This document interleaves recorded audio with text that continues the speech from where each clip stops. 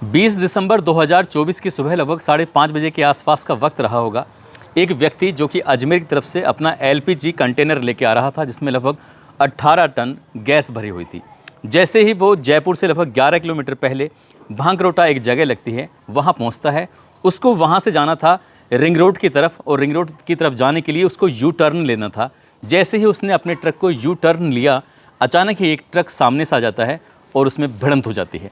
Truck की और LPG container की जैसे ही भिड़ंत होती है, उसके बाद उस एलपीजी कंटेनर के 5 नोजल टूट जाते हैं। और जैसे ही वो 5 नोजल टूटते हैं, उसके बाद जो उसमें गैस होती है, गैस बहुत तेज़ी के साथ रिसाव होने लगती है। इसका जो ड्राइवर होता है कंटेनर का, उसका नाम होता है जयवीर, जो कि उत्तर प्रदेश के मथुरा का रहने वाला होता है। वो समझ गया था कि आगे जो भी होने वाला है बहुत ही भयानक होने वाला है। वो वहाँ से जैसे भाग रहा है, उसको भागते हुए देखने के बाद जो आसपास की गाड़ियों में बैठे हुए ड्राइवर थे, वो भी उसके पीछे पीछे दौड़ने लगते हैं।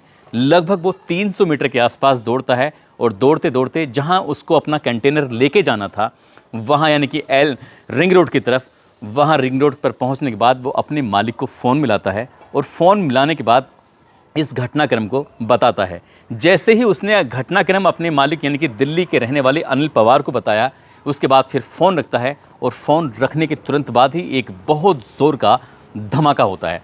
इतनी ज़ोर का धमाका कि उस धमाके की गूंज पूरा इंडिया सुनता है। उसके बाद न जाने कितने घरों के लोग जो काम करने वाले थे, उनकी ज़िंदगी हमेशा के लिए बुझ जाती है। कितने ही ऐसे लोग हैं जो ज़िंदगी और मौत की जंग लड़ रहे हैं। आज की इस कहानी के माध्यम से जानने की कोशिश करेंगे कि आखिरकार उसके बाद आगे होता क्या है। आदाब, नमस्कार, सत श्री अकाल। मैं उस्मान सैफ़ी। आज की जो सच्ची घटना मैं आपको सुनाने जा रहा हूँ, ये सच्ची घटना है राजस्थान की राजधानी जयपुर के से जब अजमेर की तरफ चलेंगे तो उसके लगभग 11 किलोमीटर के बाद एक जगह आएगी भांकरोटा, और भांकरोटा में 20 दिसंबर 2024 की सुबह लगभग 5:44 के आसपास एक ज़ोरदार धमाका होता है। ऐसा धमाका लगभग 200 मीटर के दायरे में एक गैस फैल जाती है, और जैसी वह गैस फैलती है, इसी बीच में उस धमाके के बाद गैस फैलने के बाद आग लग जाती है। और जैसे ही आग लगती है तो वो आग ने आसपास का जितना भी एरिया था, उस एरिया को भी अपनी चपेट में ले लिया। इस बीच न केवल एक फैक्ट्री जली, लगभग 40 से ज़्यादा वाहन भी जल जाते हैं। यहीं हाईवे के किनारे एक घर होता है। घर था ये कैलाश सैनी का। कैलाश सैनी के घर में 3 सदस्य हैं। इसकी पत्नी है ममता, उसका बेटा है राहुल सैनी। ये तीनों ही अपने घर में हैं। कोई दूध काटने के लिए है, उसकी जो पत्नी है ममता, वो दूध काटने के लिए अपने पशुओं की तरफ जा रही थी। बेटा घर के आंगन में ही था कि अचानक से बहुत ज़ोर से चीखते हुए, चिल्लाते हुए, बहुत तेज़ी के साथ उनके घर की जो दरवाज़ा था खुला हुआ है, उस दरवाजे में लगभग 30 लोग एक साथ एंट्री कर जाते हैं। और जैसे 30 लोग एक साथ एंट्री करते हैं, राहुल वो समझ ही नहीं पा रहा था। ममता जो दूध काटने के लिए भैंसों की तरफ जा रही थी, ज़ोर का धमाका सुनने के बाद एकदम से रुक जाती है, ठहर जाती है। उस आग के गोला ऐसा लगा कि जैसे आग का गोला उनके घर के अंदर भी आ चुका है, लेकिन वहाँ तक उसकी दस्तक नहीं थी, लेकिन उसने महसूस ज़रूर किया था। ममता जैसे अपने बच्चों को, अपने पति को ये बात बताने वाली थी, अचानक ही 30 लोगों की लगभग एंट्री जब घर के अंदर होती है, तो उसमें से 5 लोग ऐसे थे जिनके जो शरीर पर कपड़े थे वो लगभग जल चुके थे। और उसके बाद वो ज़्यादातर लोग रो रहे थे, बिलख रहे थे, चीख रहे थे, चिल्ला रहे थे। एक व्यक्ति उनमें से, जले हुए में से, राहुल के पास पहुंचता है। रोते रोते कहता है कि भैया, मेरा नाम तो ये है, और मैं ये काम करता हूं, और मैं फला जगह का रहने वाला हूं। किसी वजह से अगर मैं मर जाऊं तो एक काम ज़रूर करना, मेरे घर वालों को सूचना दे देना, ताकि मेरे घर वाले मुझे यहाँ से ले जाएं। रोते हुए, बिलखते हुए जैसे उसने ये बात कही, राहुल ये समझ ही नहीं पा रहा था कि आखिरकार मैं क्या करूं, क्या ना करूं। उसके बाद ये व्यक्ति जैसे ही अपनी बात करके शांत होता है, दूसरा व्यक्ति उसके पास कहता है कि भैया, जितने जल्दी हो सके हमें हॉस्पिटल लेके चलो, जितने जल्दी हो सके हमें दवा दिलवा दो। जैसे ही राहुल ने उस व्यक्ति को देखा, देखते देखते 4-5 ऐसे व्यक्ति थे जिनकी स्थिति बहुत ज़्यादा भयानक हो रही थी। उनके शरीर के लगभग कपड़े जल चुके थे, वो बहुत बुरी तरह से झुलस चुके थे। 24 या 25 लोग और रहे होंगे, वो भी घर के अंदर थे, लेकिन वो उतनी मात्रा में ना जले थे, ना झुलसे थे, लेकिन वो इतनी ज़्यादा भयभीत थे, डरे हुए थे कि वो कुछ कहने की, कुछ करने की स्थिति में थे ही नहीं। इसी बीच में ममता अपने घर के अंदर भाग के जाती है, और अंदर जाने के बाद उसको जो भी सामान लगता है, कंबल, रजाई, टॉवल, बेडशीट, जो भी मिलते हैं उसको, वो उन लोगों को ला कर देती है, जो 4-5-6 लोग थे जो बहुत बुरी तरह से झुलसे हुए थे। इसी बीच में राहुल घर की दहलीज की तरफ दौड़ता है। जाकर देखता है तो हाईवे पर चारों तरफ जाम जैसी स्थिति पैदा हो जाती है। जहां देखो वहां से चीखने की, चिल्लाने की, रोने की, इस तरह की आवाज़ें आ रही थी। अब राहुल ये नहीं समझ पा रहा था कि इन घायलों को लेकर यहाँ से जाए भी तो कैसे जाए। यदि बाहर जाएगा तो बाहर हाईवे पे तो बहुत बुरी तरह से जाम लगा हुआ है, इन घायलों को वो कैसे हॉस्पिटल पहुँचाए। तुरंत ही उसके दिमाग में ख्याल आता है क्यों ना वो अपने दोस्तों को फ़ोन करे। वो दोस्तों को फ़ोन करता है, उनसे कहता है कि जितनी जल्दी हो सके घर के पीछे वाले जो रास्ता है उस पर जल्दी से गाड़ी लेके आ जाओ। तुम गाड़ी लेके आओ और मैं इन्हें यहाँ से इस घर के पीछे वाले रास्ते तक पहुँचाने की कोशिश करता हूँ। लेकिन पीछे वाले रास्ते तक पहुँचने के लिए लगभग 10 फुट ऊँची दीवार थी। उन 10 फुट ऊँची दीवार को पार करना उन घायलों के लिए बहुत मुश्किल काम हो रहा था। उनके रोने की आवाज़ें तो उनके कानों तक पहुंच रही थी। राहुल, उसकी मां ममता, उसके पिता कैलाश इस दृश्य को देखकर बार बार उनकी आंखों से आंसू बह रहे थे। वो समझ नहीं पा रहे थे कि आखिरकार करें तो कैसे करें, क्या करें। ये जब उनकी सब बस में नहीं था, फिर भी राहुल ने बड़ी हिम्मत दिखाई। लगभग 25 साल का वो लड़का उसके बाद कहीं से एक लोहे की सीढ़ी का इंतज़ाम करता है, उस दीवार पर लगाता है। दीवार के साइड में लगभग 6 उसके दोस्त अलग अलग वाहनों के साथ खड़े हुए थे। तुरंत ही वो उन घायलों को इस दीवार के सहारे ऊपर तक पहुंचाता है और रास्ता पार कराकर 5-6 लोग जितने भी घायल थे उन गाड़ियों में बैठाता है। क्योंकि हाईवे पे लेके जाएगा तो हाईवे पर बहुत ज़्यादा जाम हो रहा था और पीछे के रास्ते से जो कॉलोनी है उस रास्ते से लेके जाएगा तो उसे रास्ते में कहीं जाम नहीं मिलेगा। इसलिए उसने समझदारी से का परिचय दिया। शेरा नाम का भी एक लड़का अपने वाहनों को लेकर वहाँ पर पहुँच जाता है। उसके बाद घायलों को उपचार के लिए हॉस्पिटल पहुँचाते हैं। लेकिन जैसे जैसे ये वक्त आगे बढ़ रहा था वैसे वैसे मरने वालों की संख्या भी बढ़ रही थी। बताया जाता है 4 या 5 लोग तो घटनास्थल पर ही मर जाते हैं। 3 लोग ऐसे होते हैं जिसमें से लगभग वो बहुत ज़्यादा मात्रा में जल चुके थे।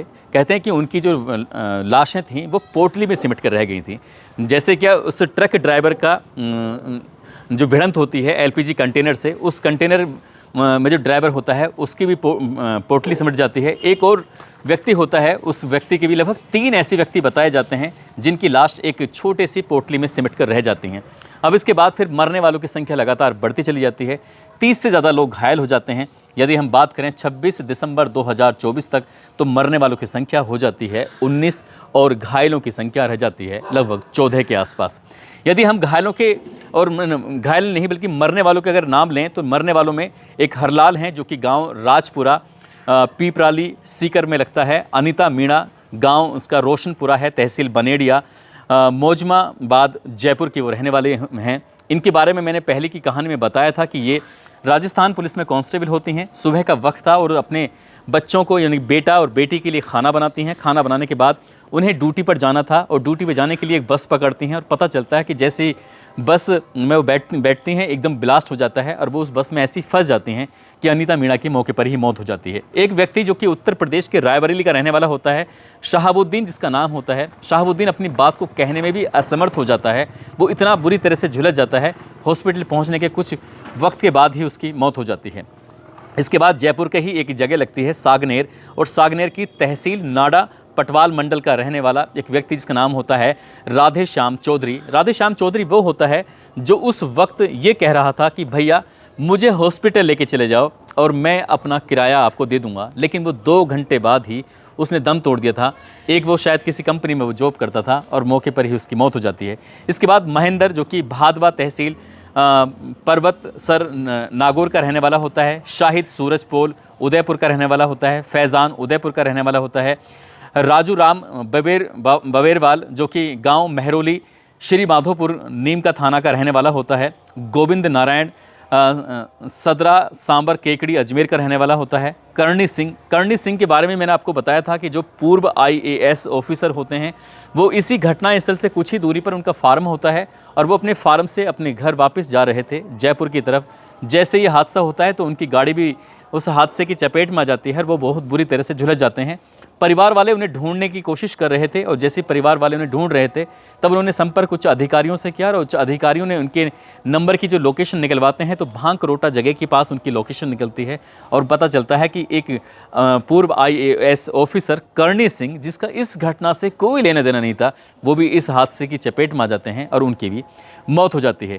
संजेश सिंह यादव जो कि गाँव चिर्रा की तहसील पोस्ट सुल्तानपुरगंज बिचमा मैनपुरी उत्तर प्रदेश के रहने वाले होते हैं। ये वही संजेश सिंह होते हैं जिनका LPG कंटेनर से उनके ट्रक की भिड़ंत होती है और ये वहीं बैठे रहते हैं। उन्हें ऐसा शायद महसूस हो रहा था कि उनकी गलती है, कहीं ऐसा ना हो एलपीजी कंटेनर वाला उनके पास आकर चिल्लाए, इसलिए वो विरोध नहीं करते, चुपचाप बैठे रहते हैं, इंतज़ार करते हैं कि कोई आएगा और जो भी उनसे कहेगा वो बाकी देखा जाएगा। अक्सर हादसे के बाद कुछ ऐसा ही होता है, जब कुछ लोग तो भागने की कोशिश करते हैं, कुछ लोग वहीं पर जम जाते हैं। और संजेश सिंह ने वहाँ जमे रहने की ही गलती की। काश वो वहाँ से भाग जाता तो शायद वो भी बच सकता था और उसी व्यक्ति की जो पोटली बन जाती है, यानी कि थोड़े से हिस्से में वो उसका शरीर बचता है।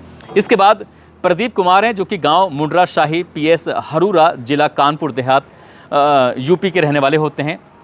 नरेश बाबू जो एटा यूपी के रहने वाले होते हैं। यूसुफ हेंगनपुर जिला नूह हरियाणा के रहने वाले होते हैं। बताया जाता है कि ये लगभग 20 साल से ट्रक चला रहे थे और इनके जो लगभग 6 बच्चे होते हैं। जब तक इनकी मौत नहीं हो गई, इनका जो लाश थी घर नहीं पहुंच गई, तब तक परिवार वालों को शायद इस बात की जानकारी भी नहीं दी थी, खासकर बच्चों को, क्योंकि बच्चों का रो रो कर बुरा हाल हो चुका था। विजिता मीणा, जैसे ही विजिता मीणा जो कि बीएड की एक छात्रा होती है, उदयपुर में इसका एग्ज़ाम होता है, एग्ज़ाम देने के बाद उसको वापस जयपुर आना था, तो उसने ट्रेन का टिकट बुक कराया और ट्रेन का टिकट बुक कराने के बाद उसका रिजर्वेशन नहीं होता है, इसलिए उसने सोचा कि क्या करेगी यहाँ पर। वो बस पकड़ती है और बस पकड़ने के बाद जयपुर के लिए आने ही वाली थी। लगभग उसके सफ़र में अभी 7.5 या 8 मिनट का समय बाकी था। वो अपनी बड़ी बहन को फ़ोन करती है कि बहन पानी गर्म कर देना, बहुत थकी हुई हो, आके तुरंत नहाना है और उसके बाद फिर देखा जाएगा। लेकिन कोई नहीं जानता था कि उसके बाद उसके साथ होने वाला क्या है। नंबर स्विच ऑफ हो जाता है और ये हादसा होता है। ब्लास्ट में उसका नंबर बंद हो जाता है और कोई इसके परिवार वालों को सूचना देता है, तो घर वालों को ऐसा लग रहा था कि कोई मजाक कर रहा है। लेकिन जब सूचना पुख्ता तौर पर माता पिता भाई और बाकी लोगों के पास पहुंचती है, तब लोगों का रो रो कर बुरा हाल हो जाता है। और बताया जाता है कि 25 दिसंबर 2024 को इस लड़की विजिता मीणा ने आखिरी सांस ली थी। इसके बाद पूरा राजस्थान इस लड़की के मौत पर रोया था। विजेंद्र जो कि पावटा कोटपुली के रहने वाले होते हैं, बंसीलाल भीलवाड़ा के रहने वाले होते हैं, लाला राम महापुर सागनेर के रहने वाले होते हैं। लगभग अब तक मरने वालों की संख्या 19 हो चुकी है।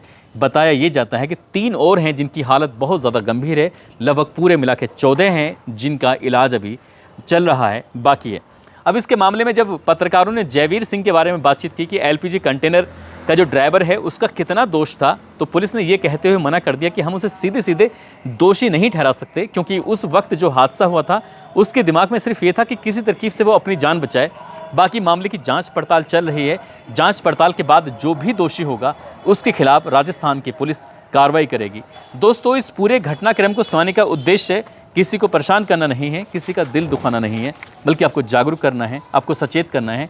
और जाते जाते कृष्ण कुमार हैं, साथ ही लखनऊ के रहने वाले अनुराग गौड़ हैं और अंबेडकर के रहने वाले सचिन पांडे हैं। आज इन सभी का जन्मदिन है। इनको जन्मदिन की ढेरों सारी शुभकामनाएं, बहुत बहुत मुबारकबाद। साथ ही कुछ लोगों ने नाम लेने की अपील की है, जिसमें मोहनलाल गुज्जर जो अजमेर से हैं, मोहम्मद इमरान सिद्दीकी, जयप्रकाश मेहता अररिया से, मोहम्मद फराकत अली मेरठ से, अजहर खान मोहम्मद अफजल गोरखपुर से, सहदेव कुमार आजमगढ़ से, सुरेश यादव अमेठी से, अनवर खान महाराष्ट्र से, डॉक्टर नरेंद्र तोमर, अंकित यादव कानपुर से, नीतीश कुमार मंडल, अकबर खान कृष्णा पासवान बिहार से, अजीत कुमार शर्मा राजस्थान से, गुड्डू चौहान, राजपाल सिंह, सुधीर यादव, अहमद हसन रजा उत्तर प्रदेश से। आप सब लोग अपना ख्याल रखें, सुरक्षित रहें। जय हिंद, जय भारत।